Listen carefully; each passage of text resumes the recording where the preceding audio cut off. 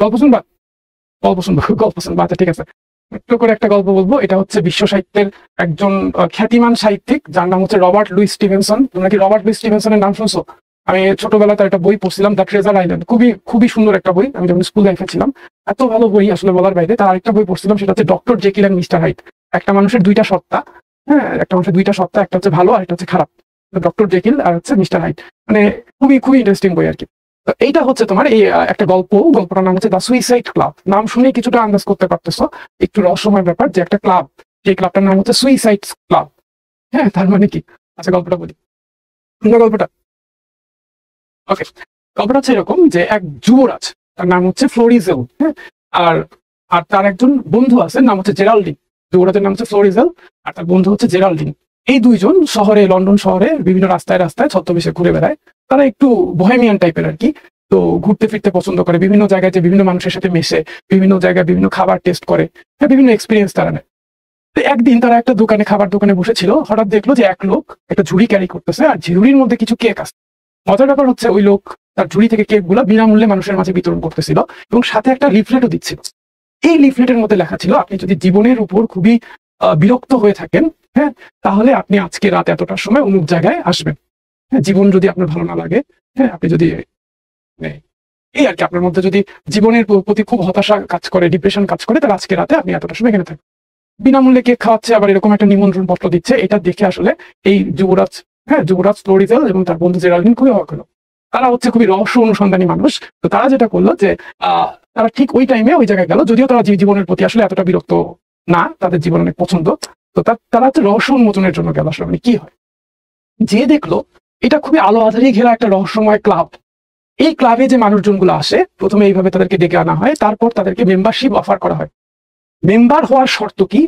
যাদের হচ্ছে জীবনের প্রতি একদম বিতৃষ্ণা জন্মাইছে, বেঁচে থাকার আর ইচ্ছা নাই, কিন্তু বেঁচে থাকার ইচ্ছা নাই ঠিক আছে, কিন্তু আবার মরে যাইতেও পারতেছে না। মরে যাওয়া তো এত সহজ না, সুইসাইডও করতে পারতেছে না, সমাজের ভয়, আবার আত্মহত্যা করতে অনেক সাহসও লাগে। তারা হচ্ছে এই ক্লাবের মেম্বারশিপ নেয়। তাদেরকে মোটিভেট করা হয় যে আমার ক্লাবের মেম্বারশিপটা আপনি কিনেন। মেম্বারশিপ নেওয়ার পরে ক্লাবের মেম্বার হয়েছে। প্রতি রাতে ওই ক্লাবে লটারি হয়। লটারিতে দুইজন ব্যক্তিকে বাছাই করা হয় প্রতি রাতে। একজন যাকে হচ্ছে ওই রাত্রে মেরে ফেলা হবে, আরেকজন যে হচ্ছে ওই ব্যক্তিকে মেরে ফেলবে। কি এমন উপায় মেরে ফেলবে যাতে করে সাধারণ মানুষজন, পুলিশ, হ্যাঁ, তদন্ত করে বুঝতে না পারে যে এটা একটা ইচ্ছাকৃত মৃত্যু, তারা যাতে এটা মনে করে স্বাভাবিক দুর্ঘটনা। এবং এই মৃত্যুর প্ল্যানটা তৈরি করা হচ্ছে ওই ক্লাবের প্রেসিডেন্ট, যে খুবই ঠান্ডা মাথার ভয়ানক শয়তান। কি বিভৎস, কি ভয়ানক একটা কারখানা, মানে কার্যকলাপ চলতেছে। তুমি দেখো, এটা শহরে, লন্ডন শহরের মধ্যে একটা ক্লাব, যে ক্লাবে হচ্ছে জীবনের প্রতি বিতৃষ্ণা জন্মাইছে এমন মানুষজন আসে, মরে যাইতে ইচ্ছুক এমন মানুষজন আসে, কিন্তু লোক লজ্জার ভয়ে, সামাজিকতার ভয়ে বা সাহসের অভাবে আত্মহত্যা করতে পারতেছে না। তারা আসে, বা আসার পরে মেম্বারশিপ নেয়। একটা প্রতি রাতে লটারির মাধ্যমে দুইজন লোক সিলেক্ট করা হয়, একজন মৃত্যুবরণ করবে, আরেকজন যে হচ্ছে তার ঘাতক হবে। এমন ভাবে মেরে ফেলা হবে যাতে করে কেউ সন্দেহ না করে, এবং এই প্ল্যানিংটা করে হচ্ছে ওই ক্লাবের প্রেসিডেন্ট, কিভাবে মানা হবে কাকে। তো তাদের সামনে এরকম লটারি হইলো, দুজন সিলেক্ট হলো, মেরে ফেলা হলো, তারা চাক্ষুষ সাক্ষী। এখন এই যুবরাজ ফ্লোরিজেল এবং তার বন্ধু জেরাল্ডিন, এরা ঠিক করলো যে আসলে এই জিনিসটা বন্ধ করতে হবে, এই ক্লাবের প্রেসিডেন্টকে ধরতে হবে। এবং তারা অনেক চেষ্টা চরিত্র করে, অনেক রহস্য অনুসন্ধান করে, ভেদ করে এই প্রেসিডেন্টকে খুঁজে বের করলো। খুঁজে বের করে তাকে হচ্ছে শাস্তি দিল। হ্যাঁ, এখানে আরো অনেক ব্যাপার স্যাপার আছে। তো মোরাল অফ দ্য স্টোরি হচ্ছে, আমাদের লাইফে তো আসলে অনেক অনেক আনএক্সপেক্টেড ইভেন্ট আছে। সবকিছুই যে আমাদের আসলে ইচ্ছা মতো হয় এরকমটা না। এই যে আমরা সারাদিন পড়তেছি, বা তারপরেও যে আমাদের রেজাল্ট ভালো হবে কোনো গ্যারান্টি আছে? অনেকেও আছে যে অনেক পরেও রেজাল্ট খারাপ হয় না, হইতেই পারে। মানুষের সব এফোর্টই যে সাথে সাথে পুরস্কৃত হয় এমন না। অনেক পুরস্কার আছে যেটা আসতে দেরি হয়, তাই না? প্রত্যেকের জন্যই সৃষ্টিকর্তা একটা রেখে দিছে, না, নির্দিষ্ট সময়সীমা হয়তো রেখে দিছে। কিন্তু আমরা তো হতাশ হয়ে যাই, পড়তে পড়তে হতাশ হয়ে যাচ্ছে, রেজাল্ট আসতেছে না, এত পড়লাম তাও খারাপ রেজাল্ট হয়েছে, তাও পারতেছি না। একটা হতাশা কাজ করে, বেঁচে থাকার ইচ্ছা নষ্ট হয়ে যায়। এরকম না, জীবনের প্রতি একটা বিতৃষ্ণা চলে আসে। বাট এরকম মুহূর্তে অনেকে আছে যে নিজের জীবন না রাখার প্ল্যান। হ্যাঁ, রেজাল্ট খারাপ হয়েছে এইচএসসি পরীক্ষা, বাসায় মুখ দেখাবো কিভাবে? হ্যাঁ, বাসায় না যে কি করে, আত্মহত্যা, সুইসাইড অ্যাটেম্প। বা আব্বু একটু রাগ করছে, আম্মু একটু বকা দিছে, হ্যাঁ, সুইসাইড অ্যাটেন্ডেন্সি। হ্যাঁ, এগুলো আসলে আমাদের মধ্যে আসলে আনা যাবে। ডিপ্রেশন, তারপর ফ্রাস্ট্রেশন, এই জিনিসগুলোকে কখনোই প্রশ্রয় দিতে হবে না। সবসময় হাসি খুশি থাকতে হবে, স্যাড সং শোনা যাবে না। জীবনটাকে আসলে উপভোগ করতে হবে।